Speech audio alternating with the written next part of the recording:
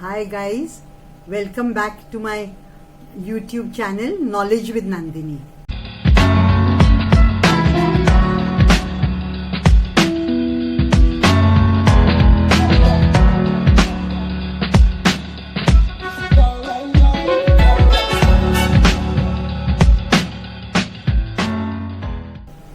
This is my 7th video. Today we are going to talk about a topic which is very important to me. That is cleaning and disinfection of the CSSD, not in the CSSD. Cleaning and disinfecting the CSSD is of utmost importance for our own safety and for reducing the risk of spread of infectious agents.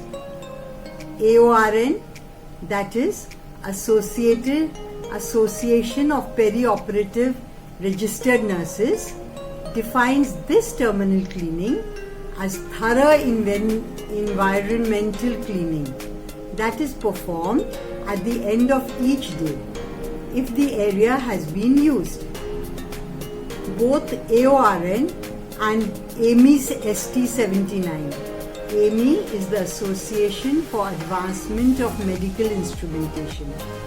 Both recommend that CSSD be terminally cleaned in the same way as OT.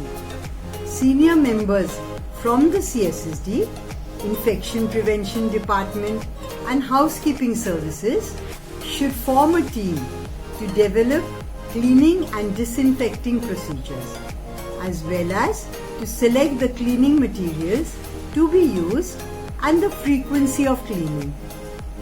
Cost, personnel safety and effect on the environment are important factors to be considered, beside the efficacy of the product, which obviously is the major concern. Cleaning chemicals would include detergents, disinfectants or a combination. A low-level disinfectant should be used. High-level disinfectants or sterilants should not be used as they are not required here. A sterilant is a sterilizing agent, just as a disinfecting agent is called a disinfectant.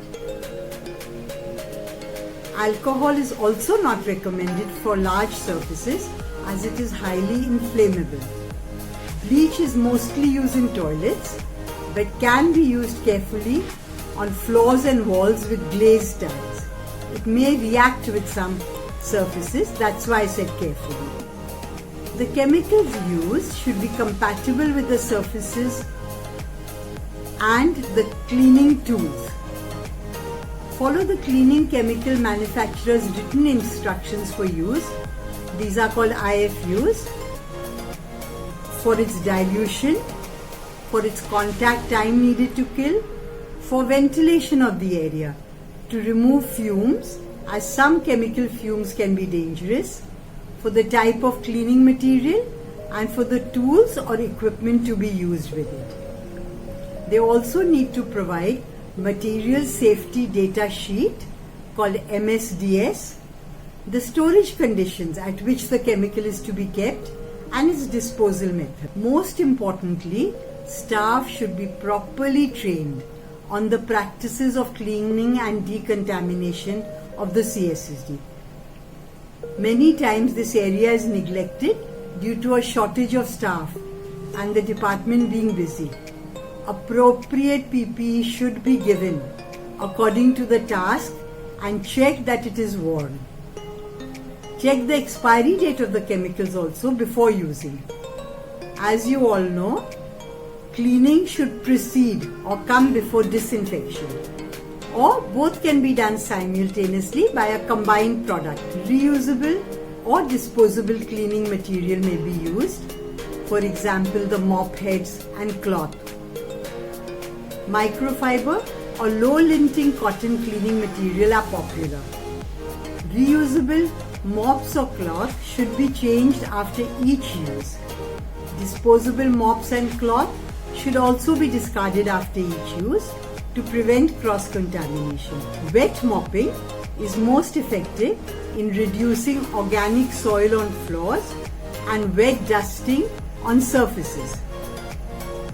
In each case, follow the MSDS IFUs of the manufacturer and standard precautions. There are two types of cleaning, a new concept I'll introduce now. One is called hotel clean and one is called hospital clean, depending on the location or area of your CSSD being cleaned. Hotel clean is a measure of cleanliness based on visual appearance. It includes dust and dirt removal, waste disposal, and cleaning of windows and surfaces, much like domestic cleaning. Whereas hospital clean is hotel clean plus or with the addition of disinfection and may have increased frequency of cleaning also. These hospital cleaning may be subject to auditing or other infection control measures like ATP testing for cleanliness and others. Administrative and office areas, non-sterile stores and corridors, what we called non-working areas in the earlier videos, may be hotel clean, but working areas like washing area, packing area and sterile area need to be hospital clean. Fresh detergent or disinfectant solutions must be prepared every day according to manufacturer's instructions. Diluted disinfectant solutions may become contaminated with resistant pathogens. Therefore, after the day's use, remaining solution must be discarded and containers must be cleaned with detergent before being dried. The method of cleaning floors includes wet mopping and vacuum cleaning. Avoid dry mopping with conventional brooms as this generates dust aerosols. However, you can use a dust control or standing broom if you do not have a vacuum cleaner. I'm showing you the pictures here. Horizontal surfaces must be wet dusted with a cloth moistened with the hospital disinfectant or detergent. Contamination of cleaning solutions and mops must be minimized. For wet mopping, a two bucket method should be used. When a single bucket is used, the solution should be changed very frequently. The bucket should be cleaned with detergent and kept inverted to assist drying. Mop heads and cleaning cloths must be decontaminated regularly by laundering, where heat disinfection takes place with the presence of a detergent, and drying should be at least 80 degrees. Disinfectant fogging of areas is not recommended routinely. Therefore, as far as consumables go, we need cleaning chemicals, mops, non-linting cloth dusters, and if possible, disinfectant wipes. As far as equipment goes, we need a 2-bucket trolley or a dry and wet vacuum cleaner. Maybe the housekeeping has these, so you don't have to purchase them separately. Terminal cleaning can be shared between the CSSD and housekeeping department. All housekeeping horizontal surfaces like floors, tabletops, counters as well as toilets should be cleaned daily. Other items like furniture, table, chairs, shelving and computer accessories like the monitors, keyboard, mouse, as also light switches, telephones must be cleaned daily if they are in the working areas. If they are in the non-working areas, then they can be cleaned periodically as per decided by your department and hospital.